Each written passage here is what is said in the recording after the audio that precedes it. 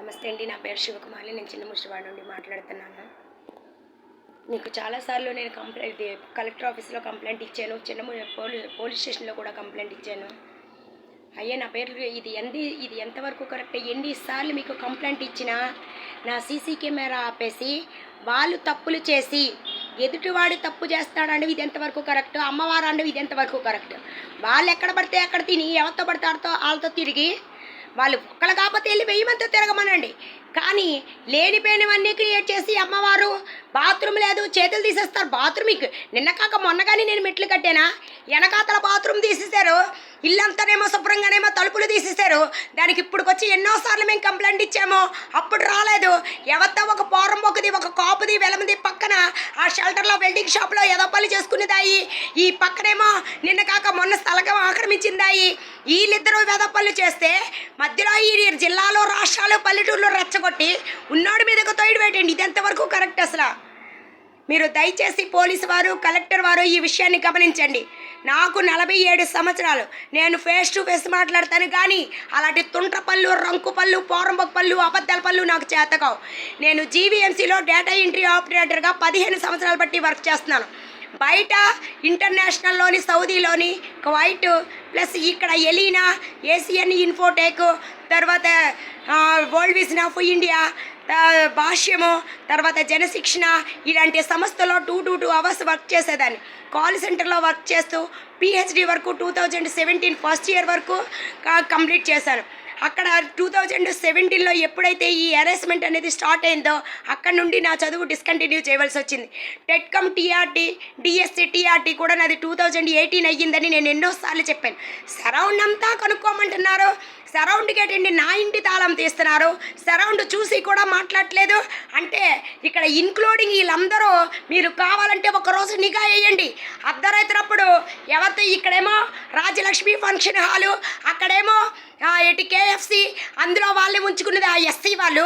ఆ వెనకాతలేమో కాపుదేమో రోజుకొకళ్ళు తగులుకొని వీళ్ళందరూ మళ్ళీ సాక్ష్యాలు కావాలి అంటున్నారు. వాళ్ళు ఎందుకు చెప్తారండి? వాళ్ళు ఎలా పోతే మనకెందుకు? నన్ను ఇబ్బంది పెడుతున్నారు, నా ఇంటి తాళం తీస్తున్నారు, నన్ను హెరాస్మెంట్ చేస్తున్నారు, మళ్ళీ నేను డబ్బుల కోసం తిరిగాను అంటున్నారు. ఇది ఎంతవరకు కరెక్ట్ మీకు చెప్పండి? ఇది ఎంతవరకు మీకేమైనా న్యాయం ఉందా? వాడెవడో ముక్కు మొహం తెలియనాడు ఇంటి తాళం చేస్తున్నాడండి, వాడెవడో నా కాల్ పట్టి కూడా వాడి దగ్గర ఉందంటే మీ పౌచ్తో సమానం అంటున్నారు. ఇది ఎంతవరకు న్యాయం అండి? పోలీసు వారు ఇది ఏమైనా పద్ధతిగా ఉందా? దయచేసి ఇంకా ఎన్ని రోజులు మమ్మల్ని ఇబ్బందులు పడమంటారు? అంటే వాళ్ళ కోసం మేము సూసైడ్ చేసుకుంటేనే కానీ మీరు న్యాయం చేయరా? ఇది ఎంతవరకు కరెక్ట్? ఎన్నిసార్లు అడిగితే మీరు రివర్స్ మళ్ళీ కేసులు. ఇది ఎంతవరకు నిజం? అసలు ఇక్కడ చిన్న ముషిడి వాళ్ళ జరగడం ఏంటి? ఎక్కడో పల్లెటూరులో రెచ్చగొట్టడం ఏంటి? ఎవరెవరినో ఇంటి మీదగా పంపించడం ఏంటి? పిచ్చోళ్ళు అని క్రియేట్ చేయడం ఏంటి? అసలు ఇది ఏమైనా పద్ధతి ఉందా? ఈ కేసుకి కానీ ఇదేనికైనా పద్ధతి ఉందా? ఎవడు డబ్బుల కోసం తీసుకున్నాడో, ఎవడు తిరిగాడో వాడిని నిలబెట్టండి, దాన్ని నిలబెట్టండి. అది ఒక గవర్నమెంట్ టీచర్ అయితే ఎవరికి ఎక్కువ? దానికి కొన్ని కోట్లు, లేకపోతే దానికి 50 ఎకరాలు ఉంటే నాకెందుకు? ఎవరితైతే తప్పు చేస్తుందో దానికి ఉండి కూడా దిగజారి బతుకుతుందంటే ఆడదాని బతుకే దరిద్రం. నేనైతే అదే చెప్తాను.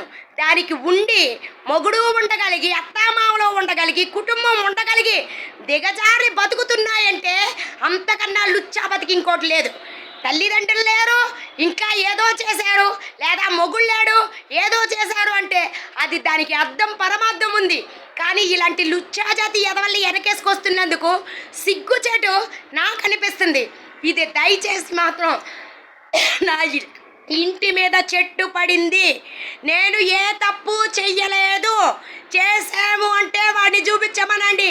క్రియేషన్ కాదు, దమ్ముంటే, నిజాయితీ ఉంటే, ఒక అమ్మ అబ్బకి పుడితే నిజాన్ని చూపించమనండి. అది గొప్పతనం. దయచేసి మాత్రం ఇమీడియట్లీ వారి మీద మీరు యాక్షన్ తీసుకోండి. అదే నేను చెప్తున్నాను.